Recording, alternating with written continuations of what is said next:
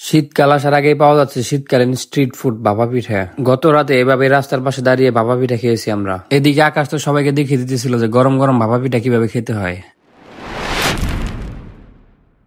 গত রাতে ঘুরতে ঘুরতে চলে গিয়েছিলাম জগন্নাথগঞ্জ পুরাতন ঘাটে। তো সেখানে দেখি রেল লাইনের পাশে এক ছোট ভাই বসে ভাপা পিঠা বানিয়ে বিক্রি করতেছে। শীতকাল আসার আগে এভাবে ভাপা পিঠা পেয়ে অনেকটা অবাক হয়ে যায় আমরা। রাস্তার পাশে এভাবে আমাদের শৈশবের স্বাদ ভাপা পিঠা বানিয়ে বিক্রি করতে দেখলে কে আর নিজেকে থামাতে পারে বলেন। আর সাথে যদি থাকে রিমন ভাইয়ের মতো কোনো বড় ভাই, তাহলে তো কোনো কিছুতে না নেই। তো সেখানে গরম গরম ভাপা পিঠা দেখে রিমন ভাই বললো, চলো আজকে আমরা ভাপা পিঠার স্বাদ নিই। আমরা সেখানে ছিলাম 6 জন। তো আমাদের 6 জনের পিঠা লাগবে শুনে ছোট ভাই পিঠা বানানো শুরু করে দেয়। আর যেগুলো পিঠা বানিয়ে রেখেছিল সেখান থেকে গরম পিঠাগুলো আমাদেরকে দিয়ে, চালের গুঁড়ো আর গুড়ের ঘ্রাণে বানানো এমন গরম ধোয়া ওঠা ভাপা পিঠা দেখে কি বেশিক্ষণ অপেক্ষা করা যায় না। আমরাও তাই ধোয়া ওঠা গরম ভাপা পিঠা হাতে নিয়ে খাওয়া শুরু করে দিই। পিঠাটা খেতে কেমন ছিল তার রিভিউ দেখেন রিমন ভাইয়ের কাছ থেকেই।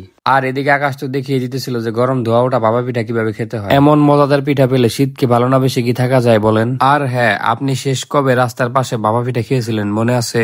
মনে পড়লে অবশ্যই কমেন্ট বক্সে জানিয়ে যাবেন।